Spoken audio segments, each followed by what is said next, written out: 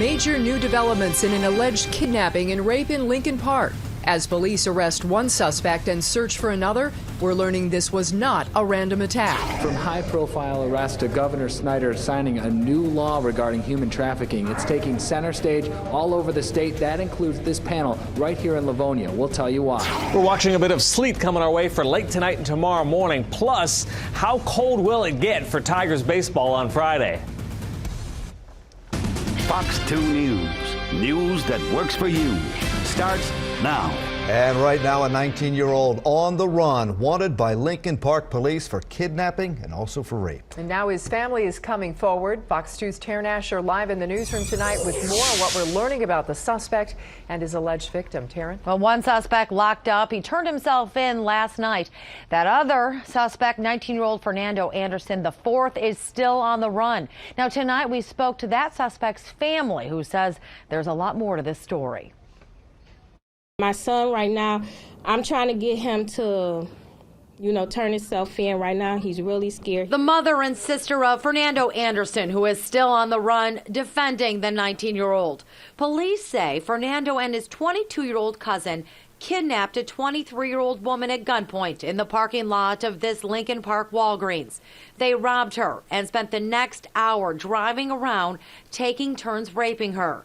They stopped at this Sunoco to buy smokes, where an image of the 22-year-old suspect was captured. The woman told police they eventually let her go when the 19-year-old claimed he had to be home by 10 o'clock, a requirement of his tether he was wearing. But his family tells us a much different story. They say Fernando doesn't wear a tether. He never has. And it appears the victim and the suspects knew each other before that night. She claims that she didn't know him, but if you look right here, here's her number, and then if you look on the phone from the messages back and forth, that's the same number. She's been talking to him since March 21st. Lincoln Park police searched the suspect's home for the victim's stolen cell phone, leaving the search warrant behind with the victim's phone number right on it. Fernando's family pulled up his text messages showing conversations with that matching phone number that date back to March 21st. They didn't give her money, and she got mad, and she made up a story. How do you know that? Because my son told me that. I talked to him. They had apparently met the woman on a website. I spoke to the alleged victim by phone, who told us the three did meet up that night of March 30th. But when she changed her mind, the two suspects followed her to the Walgreens parking lot, where they robbed, kidnapped, and eventually drove around, raping her at gunpoint. As soon as they let her go, she went for help, telling police everything that happened. But the family of the suspects are doubting her story. You can't tell the police that you don't know them and you had no contact with them and it was just a random robbery if you, obviously they had your phone number. Now, the victim claims the suspects also stole her debit card that night and used it after the attack while she was at the hospital. Police are investigating that as well. Now, she is cooperating with investigators who are still pursuing charges against these two suspects. Monica, back to you. Well, certainly because she may have met them online or had previous contact doesn't mean that she deserved to be attacked. Right, absolutely. You're right, Monica. And police right now are sorting through the details. We're told suspects surely have their side of the story, but right now police believe those two are responsible for this horrific attack. And we know you'll stay on the case. Thanks, Taryn. 3 people in custody tonight after a wild police pursuit in the middle of the evening commute. You saw it unfold right here on Fox 2, 6 o'clock tonight. The driver at times narrowly missing others on the road. It all begins when the Lincoln Park police respond to reports of retail fraud at a Meijer store.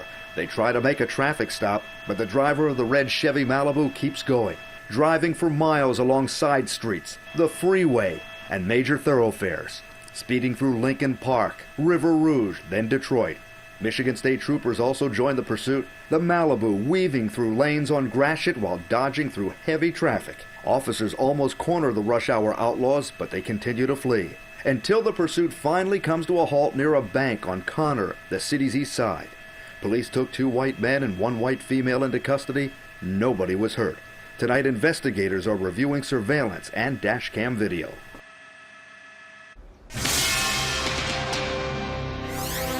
Another primary in the books tonight for both the Republicans and Democrats. For the GOP, Texas Senator Ted Cruz walks away with the victory in Wisconsin. Although Cruz is still way behind in the delegate count, it is yet another blow to frontrunner Donald Trump. A loss in the Badger State means it's more difficult for Trump to arrive at that magic number of 1,237 delegates to secure the nomination outright, raising the specter of a contested Republican convention in July where the party could take it away from Trump. Senator Cruz speaking to supporters tonight just a few minutes ago at a victory rally in Milwaukee. That just 3 weeks ago, the media had written off. Of 3 weeks ago, the media said Wisconsin was a perfect state for Donald Trump. But the hard-working men and women of Wisconsin stood and campaigned tirelessly to make sure that tonight was a victory for every American. Meanwhile, for the Democrats, Senator Bernie Sanders once again gets the win. He has come out on top in 6 of the last 7 primaries and caucuses over the last few weeks. Frontrunner Hillary Clinton still has a large lead in the party's superdelegates, but Sanders' momentum could prove to be troublesome for her. We'll see if he can continue that in New York's upcoming primary. That's on April 19th. All right, now that we know which way the political winds are blowing, how about our weather, Rich? We had the sunshine today. It was chilly out there, but the sun feels nice. Tomorrow, lots of clouds. Some wet weather is coming our way, and you can see it there with our satellite radar composite. Notice this wintry mix over Lake Michigan spreading to the east. Now, there will be a chance for some sleet before daybreak in those far northern counties. So up along Interstate 69. Again, a winter weather advisory for late tonight and early tomorrow morning. Check the numbers. A lot of us are near 30 degrees, give or take a few, although to our west where there are more clouds, temperatures in the upper 30s. Grand Rapids 38, 31 here, 28 in Port Huron. So again, that chance for a light wintry mix late tonight, especially up to our north. And then more cold air is spilling down in our direction. How about baseball weather on Friday? The Tigers home opener. We're going to talk about that ahead in 20 minutes. Murray, Monica, back to you. All right, thanks, Rich. A recent case of sex slavery and child porn in Detroit highlights a growing problem of human trafficking here in Michigan, and lawmakers are working to fight it. Now, one way, of course, to get the community involved so people know what to look for and how to report it when they see it. Fox 2's Dave Spencer has the story. I knew that I could not continue to do this. So what did I do? I decided that I was going to kill him. Sex trafficking survivor Joyce Haskett lays out a story of utter desperation at a Livonia church. And so one day what happened? I went upstairs, I got the gun, came back downstairs, looked at him, and shot him dead. Her circumstances are extreme, but not unique. Take, for example, the recent arrest of Brian Travis in Detroit, accused of selling women online, among other graphic crimes. Police found a woman chained to a pole inside his house. The victims aren't always chained at the neck. With that in mind, advocates like Senator Judy Emmons and others on this panel want to make sure it stays on people's mind. Our mission is to eradicate it. Our mission is to make examples of individuals who purchase trafficked individuals. Signs like this one are designed to get your attention, get you talking about the subject, but the problem is it's only temporary. But now Governor Snyder has just signed a law saying the trafficking hotline has to be displayed on rest areas, airports, and bus stops, among other places. Part of that starts by eliminating the fear victims have of leaving. And if you're not afraid for yourself, you're afraid for the people you love, and you know that these people will do what they say they'll do. I think we're going to see a rise in prosecutions just as advocacy groups and law enforcement become more educated about this problem. And that is why Haskett will tell her story to whomever will listen. In Livonia, Dave Spencer, Fox 2 News. This guy in the middle and Royal Oak cops get into it after a St. Patrick's Day celebration. Well, now this guy is suing the Royal Oak cops. Several suspects used Craigslist to meet and rob potential buyers. We'll tell you how their game came to an end. Tonight, on The Edge. Felt like it was nothing I can do to protect her. A Detroit mother is warning parents about the dangers of Kick Messenger after her daughter's close call with the potential predator. He said, Monday morning, sit in front of the church and I'm going to come snatch you up and put you on your knees, was his exact words. It's important for kids to remember that you do not know who you're talking to online, and if they claim to be 14 or 15 or 16, it's not necessarily the truth. That and the investigation tonight on The Edge.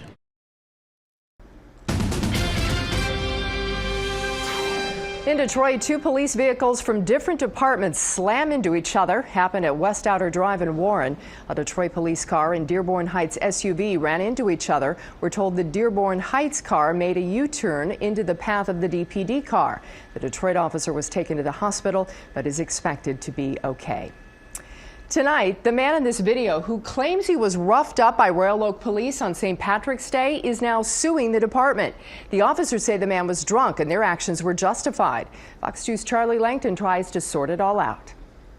You may have seen this video on Fox 2. The man allegedly being taken down by Royal Oak police on St. Patrick's Day outside the Blackfin pub is 25-year-old Travis Hermes from Farmington Hills. This is what the cops said. He was, in fact, fighting, and that's what it appeared to the officers, and they took appropriate action. But now Mr. Hermes is taking what he believes is appropriate action by suing the cops, saying his civil rights were violated, that the cops used excessive force, and that Mr. Hermes was injured. We filed a complaint. We're going to wait and see what the city of Royal Oak has to say. Well, Royal Oak had nothing to say about the lawsuit, but they did say that Mr. Hermes resisted arrest. Several of his associates kind of surrounded the officers and were interfering with that arrest. Now, we've been talking about a civil suit that Mr. Hermes filed against the Royal Oak cops, but Mr. Hermes will be in Royal Oak's criminal court for various disorderly conduct charges, and that'll take place at the end of April.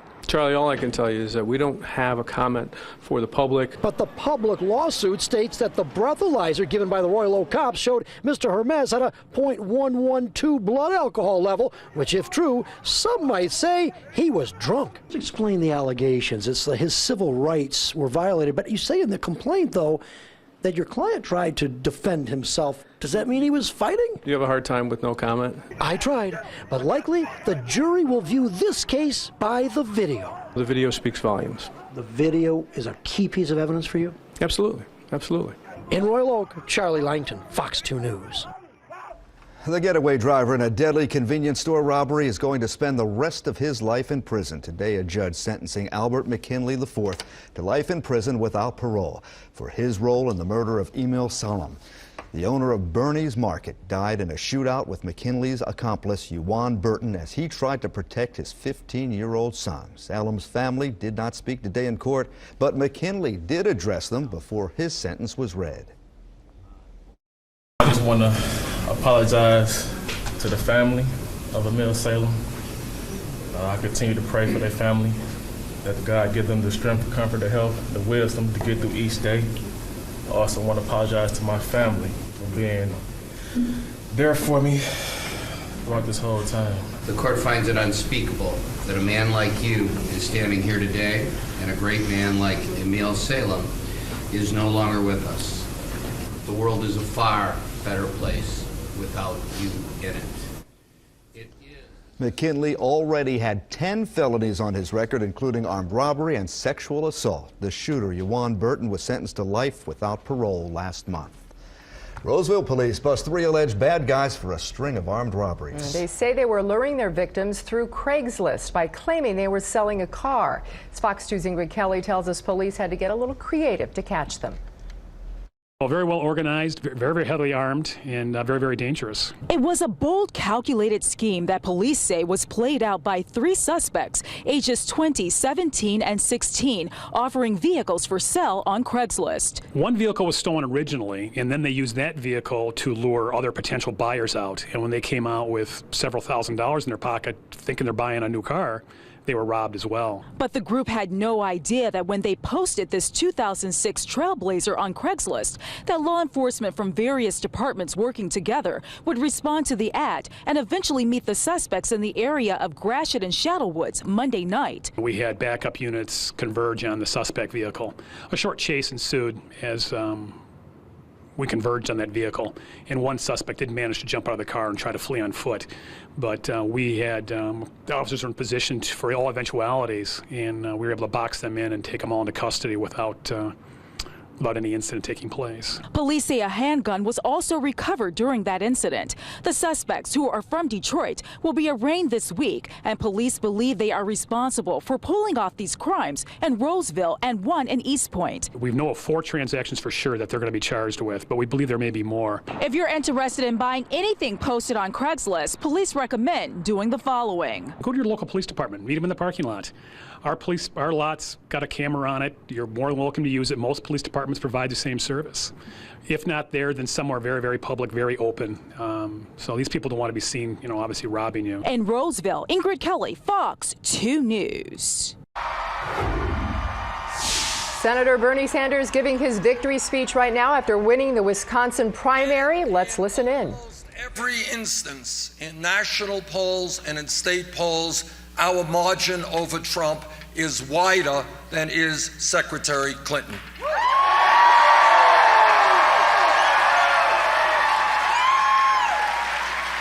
With the victory in Wisconsin tonight, and let me take this opportunity to thank the people of Wisconsin for their strong support.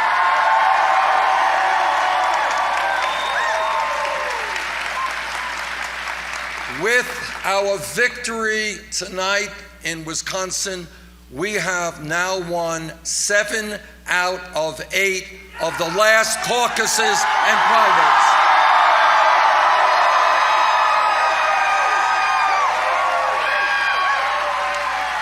And we have won almost all of them with overwhelming landslide numbers. Hillary Clinton still has a big lead in the race for the nomination. The next primary is a very big one. That's New York. That's on April 19th. The removal of these tags took no more than 30 minutes, but for the people living and working inside buildings like these, the impact will last for years. Applying for work, read the qualifications carefully, and then apply the 75% rule. What's that? It's coming up in the Job Shop. Almost 30% of the unemployed have been out of work for 27 weeks or longer. Let's try to put some people to work here in metropolitan Detroit. SMART, the bus service, looking for a connector bus driver. You'll serve all terminals, Clinton Township, Inkster, and Troy.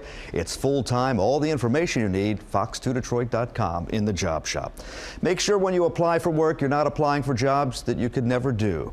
More job pros say adopt the 75% rule. Target jobs for which you have at least 75% of the stated qualifications.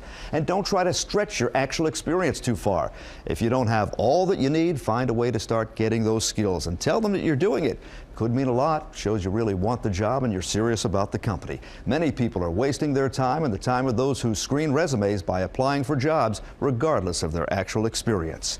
More tips and links to millions of openings in real time in the Job Shop, fox2detroit.com. Months after the state declared a financial emergency, Wayne County is now reporting a budget surplus. Wayne County Executive Warren Evans announcing in front of Detroit City Council the accumulated deficit is gone. And for the first time in 8 years, there is a general fund surplus of more than $5 million. Last summer, the county was facing possible bankruptcy or an emergency manager and entered a consent agreement with the state. Evans says now the county's finances are on the rebound. And so for the first time in many years, when the last budget was approved, both the sheriff and the prosecutor were there to tell the county commission that they were in support of our budget. Wow. I've been around the county a long time, just hadn't happened before. We, across the board, except for the legislative people, I can't speak for them, but certainly on the executive side, it's been a shared sacrifice, and sure, it's been tough.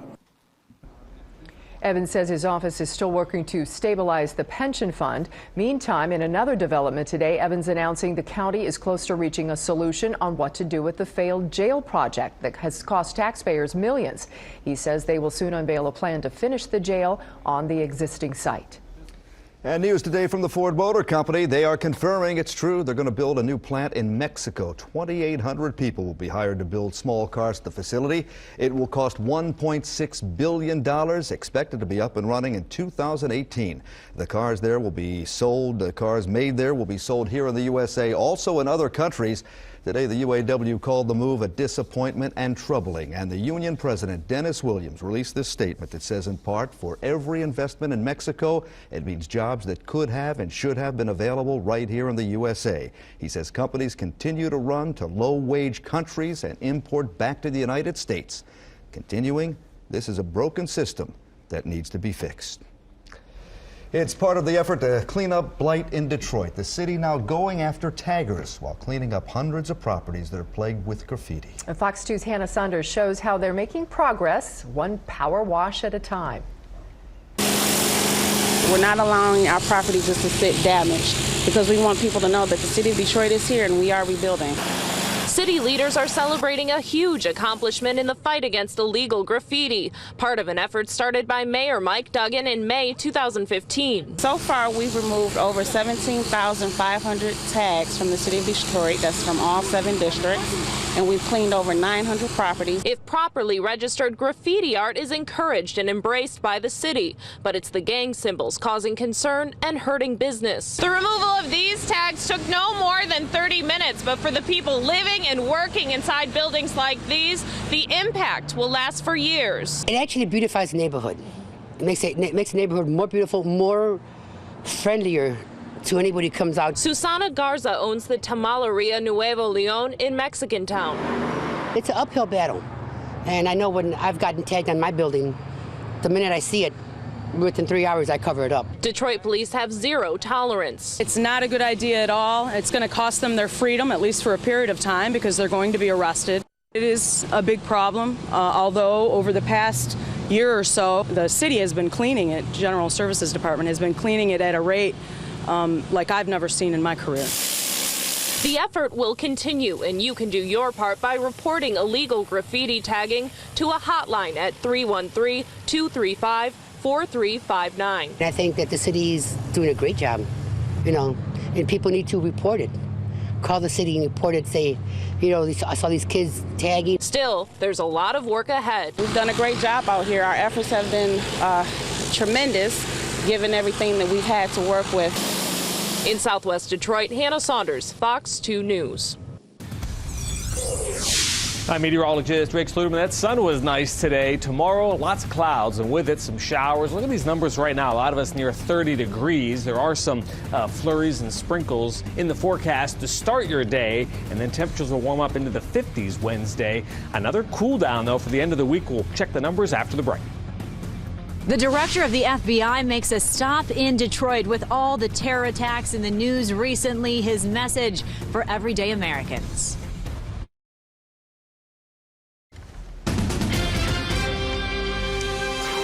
The head of the FBI paying a visit to Detroit. And Fox 2's Amy Lang was there tonight showing us James Comey says the Bureau is focusing on fighting terrorism and preventing Americans from being radicalized online.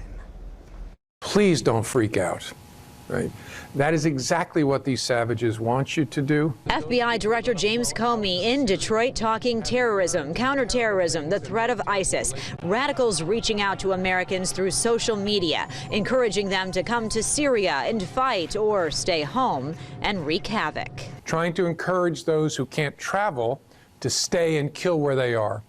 Kill anyone, kill somebody in law enforcement or the military, best of all. Serve the so-called Islamic State by killing in your community.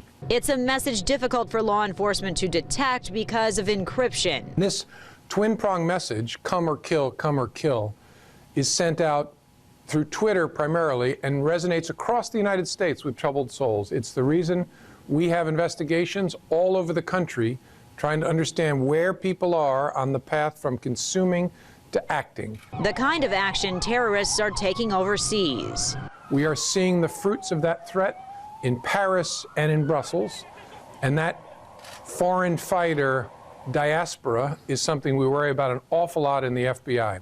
We have not yet seen a manifestation of that threat in the United States, but it's something we watch constantly.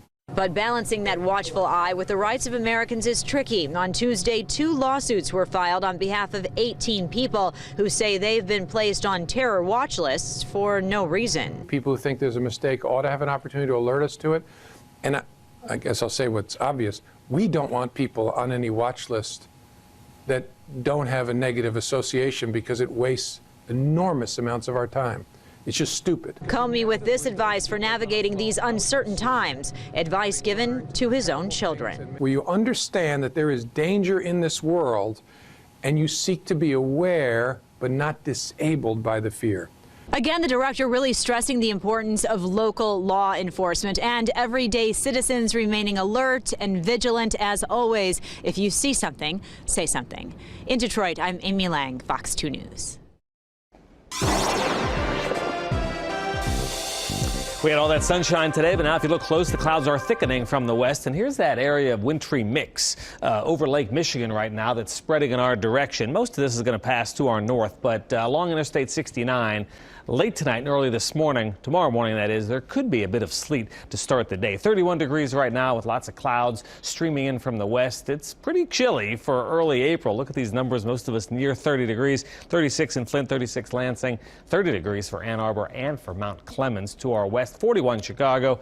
Look at that, 27 degrees in Marquette. A lot of us this morning started the day in the teens, but that sunshine made it feel a bit nicer. But here's what's coming up next for us. Low pressure is going to cross the Great Lakes from west to east, and most of what falls from the sky tomorrow is going to be in the form of rain. It's not going to be an all-day soaker, but expect occasional showers. Then notice what happens once this whole storm system gets off to the east. Another surge of colder air comes in on the backside, and that's going to be the case for Thursday, Friday, which is the Tigers home opener, into the weekend and beyond. Let's show you the forecast for tonight. It's quiet for the next 6 to 8 hours, but then late tonight, especially up north, there'll be a light wintry mix possible. Tomorrow's cloudy, breezy, occasional showers. 53 is not that bad for this time of year, but notice the 7-day forecast. It does get cold again. Look at Saturday, 37 degrees for a high, and then here is the all-important Tigers forecast home opener versus the Yankees. Ooh. There it is, first pitch, 38 degrees out there. Hot chocolate, right? Well, let's hope the Tigers are hot. There you go. Get me in there. The bats are hot. We'll see at 11 o'clock. All right, thanks. The fans will be, that's for sure. Dan? All right, guys, speaking of the Tigers, baseball season is upon us. They opened their season tonight down in Miami. We'll get you up to date on what was going on with them. Plus, the Pistons on the court and the Wings watching the scoreboard. Sports is next. Get underneath the ball.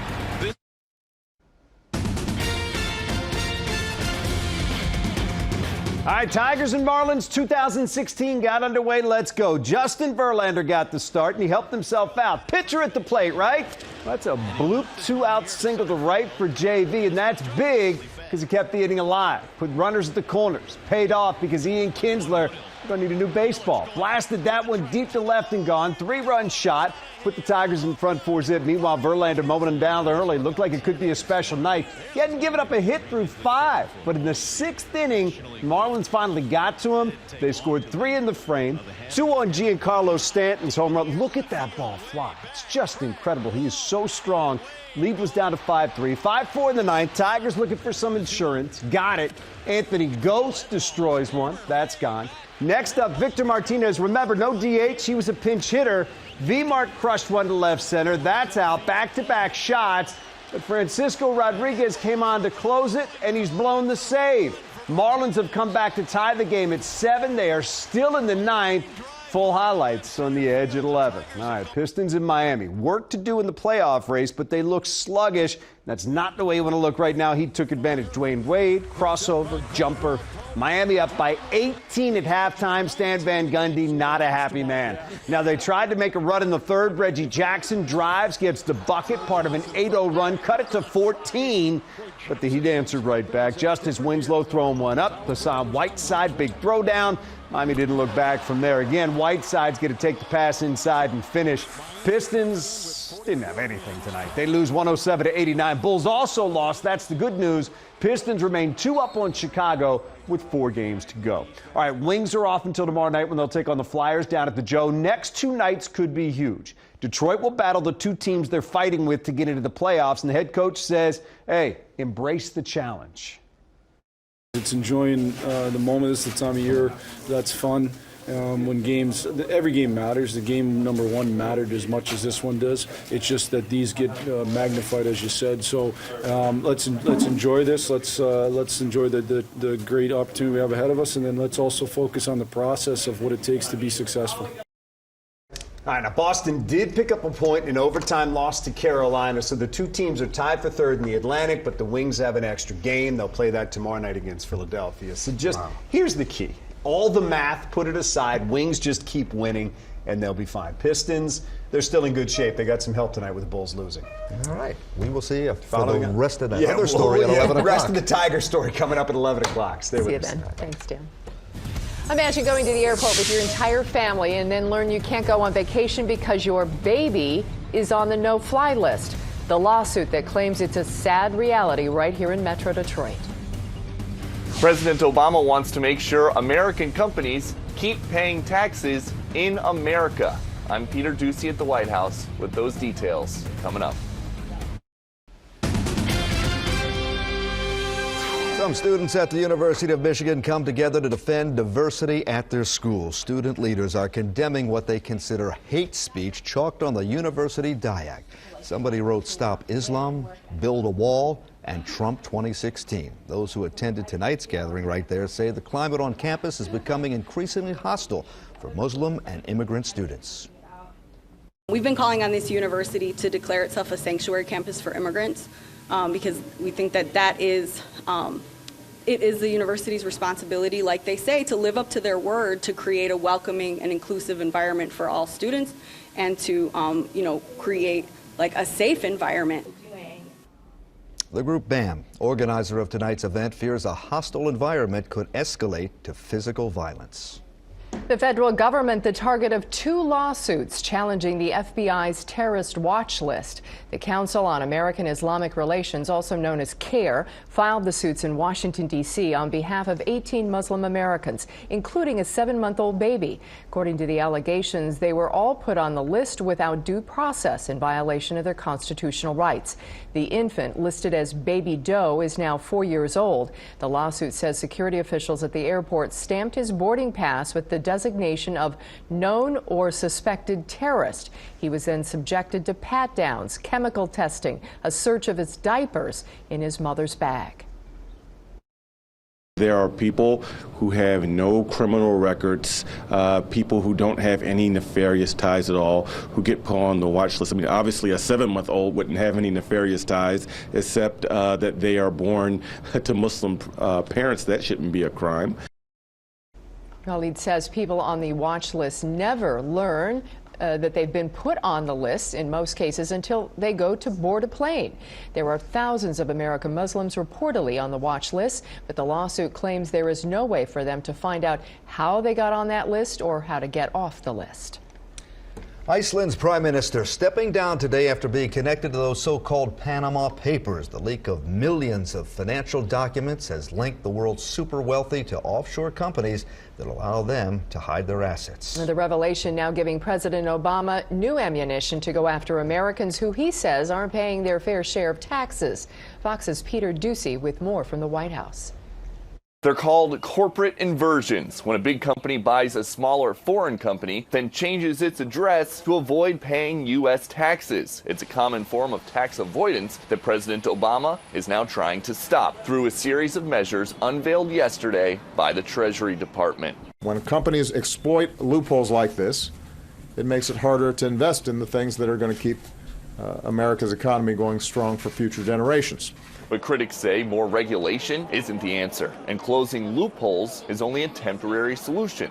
Most Republicans favoring comprehensive tax reform that would see the overall corporate rate lowered as incentive for businesses to stay in the U.S. We have one of, if not the highest corporate tax rate in the world, which is an invitation to go offshore.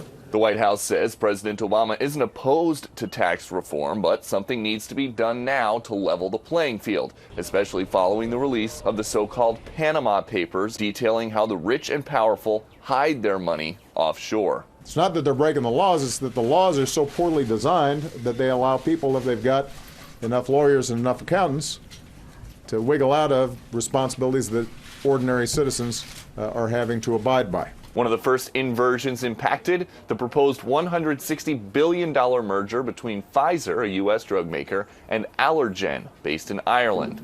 Experts say that deal would be illegal under the new rules. At the White House, Peter Ducey, Fox News. Oh, it just puts a smile on your face and a spring in your step. The sight of Comerica Park grass. I'm Jason Carr. Stay tuned. Maybe newlyweds should be saying, "Till death do us part." The Your World Business Report is coming up. Americans doing a great job when it comes to getting a job. 5.4 million people finding work in February. That is the most since November 2006. More Americans are also quitting their jobs, hoping to find new work. Meantime, homeowners are trying to boost their curb appeal. According to a new report, 36 million homeowners are planning renovations over the next 12 months, most saying that they will fix things outside the house. And Twitter is giving NFL fans something to tweet about. The social media giant announcing that it will live stream professional football games on Thursday nights. The new broadcast kicking off this fall.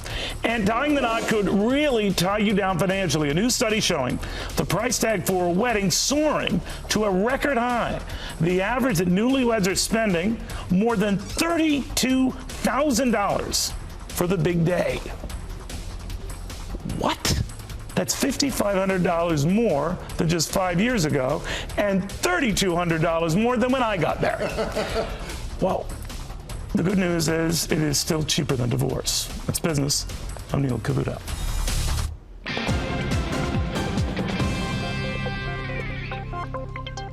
In HealthWorks tonight, insomnia may change the way you think. Chinese researchers say the condition is linked with abnormalities in the brain's white matter. Those are the tissues that form connections and carry information between different parts of your brain.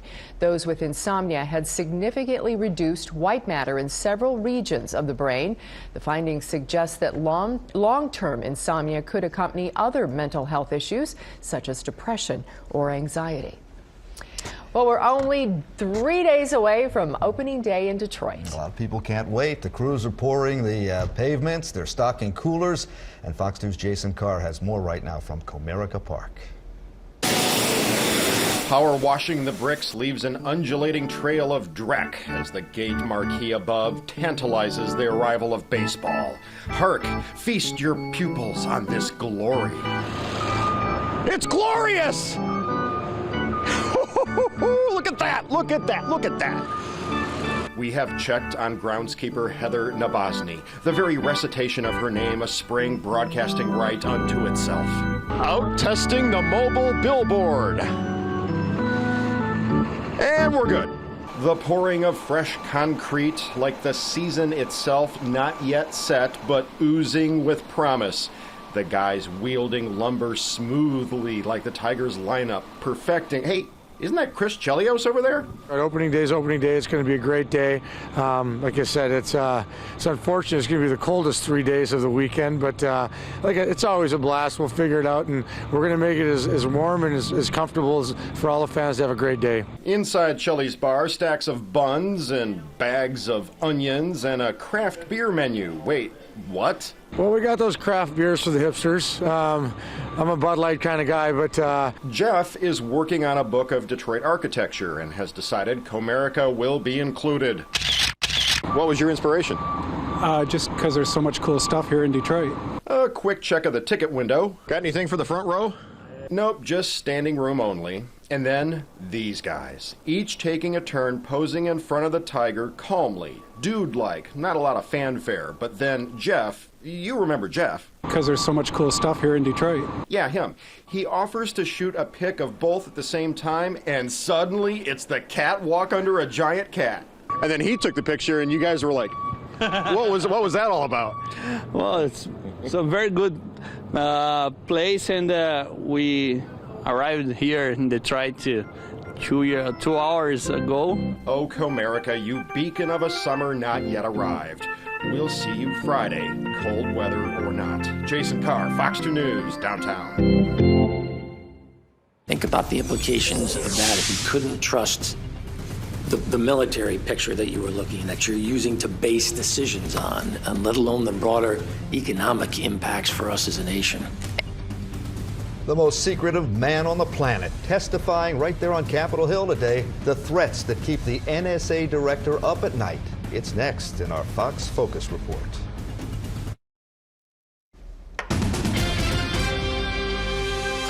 Some of the greatest threats to this country, to you and your family, to our families, don't even take place in the physical world. Cyberspace is where the battle is being fought, and it could decide your future. Fox's Catherine Herridge lays out the frightening scenario lawmakers heard today. The NSA director testified to the Senate Armed Services Committee that the potential for crippling cyber attacks on the power grid and other infrastructure, as well as the destruction and manipulation of data in government computer networks, keep him up at night. Think about the implications of that if you couldn't trust the military picture that you were looking, that you're using to base decisions on, and let alone the broader economic impacts for us as a nation. And to the third point you just made about non-state actors using cyber as a weapon system, how grave of threat is that to us currently? It doesn't take billions of dollars of investment. It doesn't take decades of time. Cyber is the great equalizer in some ways. And with growing evidence that Russia was behind a crippling cyber attack on the Ukraine's power grid last year, lawmakers were told the use of cyber weapons is not a hypothetical. Does Russia have the capability to inflict serious harm to our critical infrastructure? Yes. Does China have the same capability?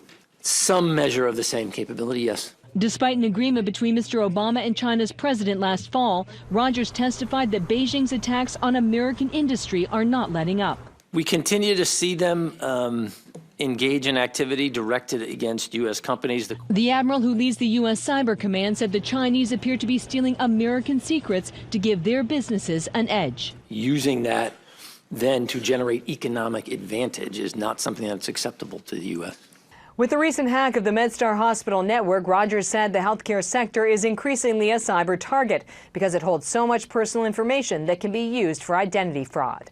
In Washington, Catherine Herridge, Fox News. Tonight on The Edge, an app for teen chats puts a local girl's life in danger.